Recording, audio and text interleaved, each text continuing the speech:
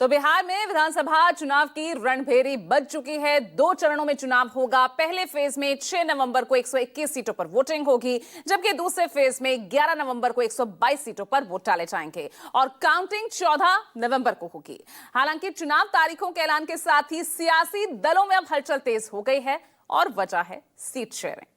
महागठबंधन की बात करें या एनडीए की, दोनों में कहीं भी सीट शेयरिंग को लेकर कुछ भी तय नहीं हुआ है। ऐसे में सवाल यह कि 6 और 11 नवंबर को होगा चुनाव, सीट शेयरिंग पर कब खत्म होगा यहां तनाव।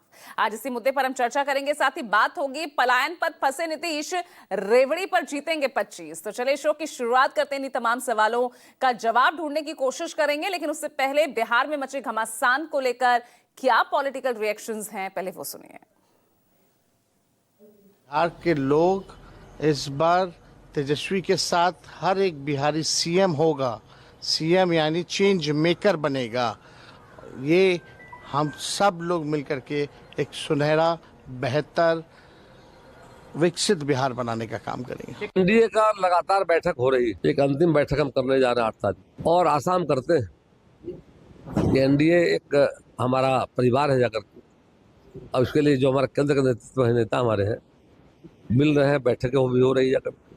और आशा करते हैं जल्द ही सीटों का ऐलान होगा, कौन कहां से लड़ेगा जाकर के। देखिए, रही बात एसआईआर की और जो चुनाव आयोग कर रहा है, उस पर तो हमारी प्रतिक्रिया आप अच्छी तरह जानते हैं। संशय के घेरे में पूरी तरह से चुनाव आयोग है और उस संशय और शक को दूर करने के लिए चुनाव आयोग ने न कोई टिप्पणी की, न कोई कदम उठाए। एसआईआर से पहले आपने एक ऐसा माहौल बनाया जिसका लाभ भारतीय जनता पार्टी उठाती रही और कहती रही कि घुसपैठिए भर गए हैं। अब बताइए कितने घुसपैठिए थे एसआईआर में जिनके नाम कटे, एक भी नहीं बता पा रहे हैं। इस तारीख का हमें काफी लंबे समय से इंतजार था। 15 साल का लालू राबड़ी जी का राज और 20 साल का नीतीश कुमार के नेतृत्व में एनडीए का राज, उसके बीच में चुनाव होगा और हम 200+ सीट जीतेंगे। कोई नाराज नहीं है। जेडीयू और एनडीए का बंटवारा तो पहले ही हो चुका है।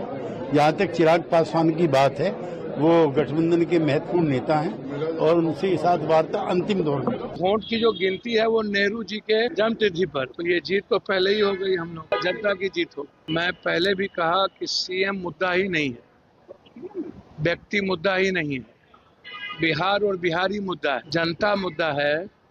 और एनडीए ने जो 16 सालों में बिहार की दुर्गति की है, मुद्दा वो है, मुद्दा पलायन है, मुद्दा रोजगार है। हम कह रहे हैं कि ये हमको चाहिए, उसके बावजूद भी वो हमसे बात करने के लिए तैयार नहीं है।